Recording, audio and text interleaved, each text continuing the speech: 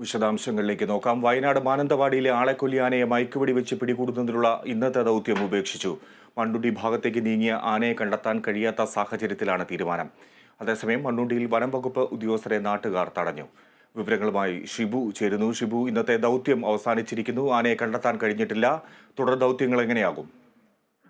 അതെ, ഇന്ന് നേരത്തെ നമ്മൾ സൂചിപ്പിച്ചതുപോലെ തന്നെ ഇന്ന് പ്രയാസകരമായ വളരെ പ്രതിസന്ധി ഘട്ടത്തിലേക്ക് കടന്നതോടുകൂടിയാണ് നേരം ഇരട്ടിയതിനാലും വെളിച്ചക്കുറവുള്ളതിനാലും എല്ലാം ഇന്നത്തെ ദൗത്യം അവസാനിപ്പിക്കുകയാണെന്ന് north Kerala CCF KS Deepa മാധ്യമങ്ങളെ അറിയിച്ചു. ഈ സമയം തന്നെ തിരിഞ്ഞു പോകാൻ നോക്കിയ വനം വകുപ്പ് ഉദ്യോഗസ്ഥരെ നാട്ടുകാർ അവിടെ തടഞ്ഞു വെക്കുകയും ചെയ്തു. വനം വകുപ്പ് ദൗത്യത്തിന് ആത്മാർത്ഥതയില്ല, ഉദ്യോഗസ്ഥർക്ക് ആത്മാർത്ഥതയില്ല എന്ന് ആരോപിച്ചാണ് ഉദ്യോഗസ്ഥരെ നാട്ടുകാർ തടഞ്ഞത്. രാവിലെ മുതൽ തന്നെ ഈ കാട്ടിക്കുളത്തിന്റെയും തിരുനെല്ലിയുടെയും പല ഭാഗങ്ങളിലായി ചെറിയ തോതിലുള്ള പ്രതിഷേധങ്ങൾ നടക്കുന്നുണ്ടായിരുന്നു. അവസാനം വലിയ പ്രതിഷേധം ഒരുക്കാതിരുന്നത് നാട്ടുകാർ തടസ്സം നിൽക്കുന്നു എന്നുള്ള പ്രചരണം വരാതിരിക്കാൻ വേണ്ടി അവർ പ്രതിഷേധം അറിയിക്കുകയും എന്നാൽ ദൗത്യത്തിനെ ബാധിക്കുന്ന തരത്തിൽ പ്രതിഷേധിക്കാതിരിക്കുകയും ചെയ്യുന്ന സഹകരിക്കുന്ന ഒരു സമീപനമാണ് നാട്ടുകാരുടെ ഭാഗത്തുനിന്നും നമ്മൾ കണ്ടത്. അവസാനം ഘട്ടത്തിൽ ദൗത്യം അവസാനിച്ചതോടെയാണ് ജനങ്ങൾ രാവിലെ മുതൽ ക്ഷമിച്ചു നിന്നിരുന്ന ജനം അക്ഷമരായി ഉദ്യോഗസ്ഥരെ തടഞ്ഞു വെക്കുന്ന ഒരു സാഹചര്യം ഉണ്ടായത്. ഇന്നലെ കനത്ത പ്രതിഷേധത്തിനൊടുവിലാണ് ഇവർക്ക് മയക്കുവെടി വെക്കും ആനയെ പിടികൂടുമെന്ന ഉറപ്പ് നൽകിയത്. ആ ഉറപ്പിലായിരുന്നു ഉണ്ടായിരുന്നത്. ഇന്നലെ മൃതദേഹം പോസ്റ്റ്മോർട്ടത്തിന് വിട്ടുകൊടുക്കാൻ സമയവും പലരും പ്രതിഷേധിക്കുന്നുണ്ടായിരുന്നു. അവർ പലരും പറഞ്ഞത് മൃതദേഹം കൊണ്ടുപോയി പ്രതിഷേധം കെട്ടടങ്ങി കഴിഞ്ഞാൽ ഈ വാഗ്ദാനങ്ങളും ഉത്തരവുകളും എല്ലാം കടലാസിലായിരിക്കുമെന്ന് ഞങ്ങൾക്കറിയാമെന്ന് അവർ പറയുന്നുണ്ടായിരുന്നു. ജനങ്ങൾ പറയുന്ന അതേ കാര്യങ്ങളെല്ലാം ന്യായീകരിക്കുന്ന തരത്തിലാണ്, അല്ലെങ്കിൽ അതെല്ലാം പ്രാവർത്തികമാവുന്ന തരത്തിലാണ് ഇന്നത്തെ കാര്യങ്ങളും മനസ്സിലാവുന്നത് നമുക്ക്. കാരണം ദൗത്യം വിജയിച്ചില്ല, ആനയെ വെടിവെക്കാനായില്ല. ഇതേ സാഹചര്യത്തിൽ തന്നെ ആളുകളുടെ പ്രതിഷേധം ഇനി നാളെ കനക്കാനാണ് സാധ്യത. നാളെ കോൺഗ്രസിന്റെ സമരാഗ്നി പ്രക്ഷോഭ യാത്ര കൂടി വയനാട്ടിൽ എത്തുന്നതിനാൽ ഇതൊരു രാഷ്ട്രീയ വിവാദത്തിലേക്കും വഴിതെളിക്കാനാണ് സാധ്യതയുള്ളത്. ഷിബു, ഞാൻ തിരിച്ചെത്താം. നമുക്ക് നാട്ടുകാരുടെ പ്രതികരണം കൂടി നോക്കിയ ശേഷം തിരികെ എത്താം. മൂവ്മെന്റ് കുറച്ച് ഫാസ്റ്റ് ആയിരുന്നു. ഇപ്പൊ ബാക്കിൽ കുമിക്കിയാണ് വരുന്നത്. പക്ഷെ നമുക്ക് ഇത് ഓൺ ഫൂട്ടായിട്ട് ചെയ്യാൻ പറ്റുന്ന ഒരു കേസല്ല. കാര്യം എന്താ വെച്ചാൽ ഇത് നമുക്കറിയാം, ഇത് പല ഇൻസിഡൻസ് നമുക്ക് അറിയാം. ഇതിന് നമ്മൾ ഡാർട്ട് ചെയ്യാനോ എന്തെങ്കിലും ഒരു കാണിച്ചു കഴിഞ്ഞാൽ ചിലപ്പോൾ തിരിച്ച് അത് ടാർഗറ്റ് ചെയ്ത് സ്റ്റാഫിന്റെ നേരെ വരാനുള്ള എല്ലാ സാധ്യതയും ഉണ്ട്. അപ്പോൾ വളരെ ഡേഞ്ചറസ് ആയിട്ടുള്ള ഒരു ഓപ്പറേഷനാണ് നമ്മൾ ഈ എലിഫന്റ് ആയിട്ട് ചെയ്യുന്നത്. അപ്പോൾ അത്രയും സെക്യൂരിറ്റിയും സേഫ്റ്റിയും. നാട്ടുകാരുടെ പ്രതികരണം ഇത്തരത്തിലാണ്. ഇപ്പോൾ മന്ത്രി AK ശശീന്ദ്രൻ നമ്മോടൊപ്പം ചേരുന്നു. മിനിസ്റ്റർ, ഇന്നത്തെ ദൗത്യം അവസാനിപ്പിച്ചിരിക്കുന്നു. ഇന്ന് എന്തുകൊണ്ടാണ് ആനയെ കണ്ടെത്താൻ കഴിയാതിരുന്നത്, അല്ലെങ്കിൽ ദൗത്യം പൂർത്തിയാക്കാൻ കഴിയാതിരുന്നത് എന്തുകൊണ്ടാണ്?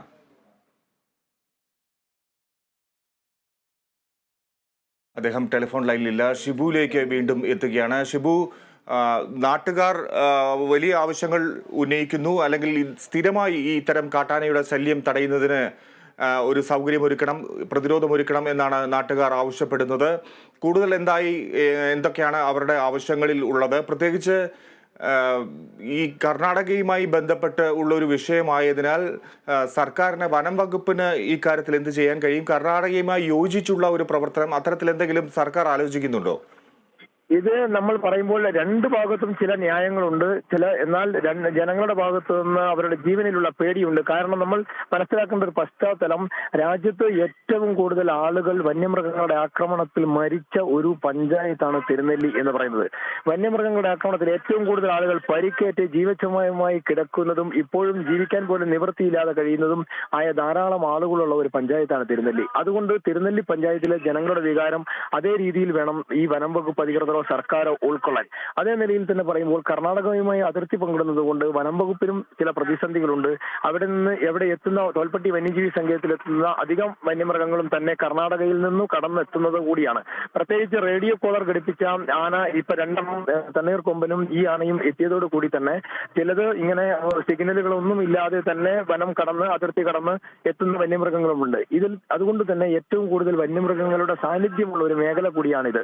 അതുകൊണ്ട് ഈ രണ്ട് സങ്കീർണാവസ്ഥയും, ജനങ്ങളുടെ ജീവിക്കാനുള്ള ഒരു പ്രതിസന്ധിയും വനം വകുപ്പിനെ സംബന്ധിച്ചിടത്തോളം വന്യമൃഗങ്ങളെ നേരിടാനുള്ള ഒരു പ്രതിസന്ധിയും, ഈ രണ്ട് പ്രതിസന്ധികളെ മറികടക്കാനുള്ള ഒരു പ്രത്യേക പദ്ധതി തന്നെ വലിയ ആസൂത്രണത്തോടു കൂടി നടപ്പാക്കേണ്ട ഒരു പ്രദേശമാണ്. കേരളത്തിൽ തന്നെ ഇത്ര സങ്കീർണമായ ഒരു ഭൂപ്രദേശം ഉണ്ടാവില്ല. അത് ഈ തിരുനെല്ലി ഗ്രാമപഞ്ചായത്തായിരിക്കും. അതുകൊണ്ട് തന്നെ അതേ രീതിയിൽ വേണം അതിനെ നേരിടാൻ.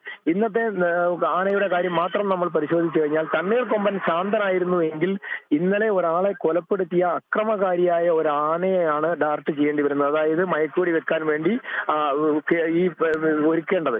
അതുകൊണ്ട് തന്നെ ആ ഒരു ദൗത്യം വളരെയേറെ സങ്കീർണമാണ്, പ്രയാസകരമാണ്, പ്രതിസന്ധികൾ നിറഞ്ഞതാണ്. അതുകൊണ്ടാണ് ഇന്നത്തെ ദൗത്യം വിജയിക്കാതായി പോയത്. നാളെ ദൗത്യം പുനരാരംഭിക്കും എന്ന് തന്നെ പ്രതീക്ഷിക്കാം. ഒരുപക്ഷെ ഈ ആന തിരിച്ച് കർണാടക വനത്തിലേക്ക് മടങ്ങാനും സാധ്യതയുണ്ട്. ഷിബു, മറ്റൊരു കാര്യം കൂടി, ഈ സംസ്ഥാന വനം വകുപ്പും അതുപോലെ കർണാടകയും ചേർന്ന് ഇക്കാര്യങ്ങളിൽ ഒരു ഒത്തൊരുമയില്ലാത്ത പ്രവർത്തനമാണോ? ഇക്കാര്യത്തിൽ ഒരു ആശയവിനിമയം ഉണ്ടാകുന്നില്ല ഈ വന്യമൃഗങ്ങളുടെ കാര്യത്തിൽ എന്നാണോ വ്യക്തമാകുന്നത്? കൃത്യമായും നിങ്ങൾ പറഞ്ഞത് വളരെ കറക്റ്റ് ആണ്. അതായത് ഇതിന്റെ ഉള്ളിൽ ഒരു ഏകോപനമില്ല, ഒത്തൊരുമയില്ല, ഏകോപനം നടക്കുന്നില്ല. ഇത്തരം ദൗത്യങ്ങളിൽ ഒരു ഏകോപനം വേണം. അതിന് കർണാടക വകുപ്പ് വനം വകുപ്പ് അധികൃതർ സഹകരിക്കുന്നില്ലെന്നാണ് കേരള വനം വകുപ്പ് ഉദ്യോഗസ്ഥർ അനൌദ്യോഗികമായി നമ്മളോട് പറയുന്നത്. ഇക്കാര്യത്തിൽ കഴിഞ്ഞ ദിവസം നമ്മൾ രാവിലെ മാധ്യമങ്ങളോട് വനം വകുപ്പ് മന്ത്രി പ്രതികരിച്ചപ്പോൾ പറഞ്ഞിരുന്നല്ലോ, കേന്ദ്ര വനം വകുപ്പ് മന്ത്രിയെ കണ്ടിരുന്നുവെന്ന്. അതായത് റവന്യൂ മന്ത്രി കെ രാജനും വനം വകുപ്പ് മന്ത്രിയും ചേർന്നാണ് കേന്ദ്ര വനം പരിസ്ഥിതി മന്ത്രിയെ കണ്ടതും വയനാട്ടിലേക്ക് വരണം, കേരളത്തിലേക്ക് വരണമെന്നും പദ്ധതികൾ അംഗീകരിക്കണമെന്നും കേരളത്തിന്റെ ആവശ്യങ്ങൾ അംഗീകരിക്കണമെന്നും പറഞ്ഞത്. അതേസമയം അവർ ഒരു കാര്യം ഞാൻ തിരിച്ചെത്താം. ഇപ്പോൾ മിനിസ്റ്റർ AK ശശീന്ദ്രൻ ടെലിഫോൺ ലൈനിൽ ചേരുന്നു. മിനിസ്റ്റർ, ഇന്നത്തെ ദൗത്യം അവസാനിപ്പിച്ചിരിക്കുന്നു. എന്തുകൊണ്ടാണ് ഇന്ന് ദൗത്യം അവസാനിപ്പിക്കേണ്ടി വന്നത്? ദൗത്യം നാളെ വീണ്ടും തുടരുമോ? മിനിസ്റ്റർ കേൾക്കുന്നുണ്ടോ? ഇന്ന് എന്തുകൊണ്ടാണ് ദൗത്യം അവസാനിപ്പിക്കേണ്ടി വന്നത്? ഈ ദൗത്യം നാളെയും തുടരുമോ?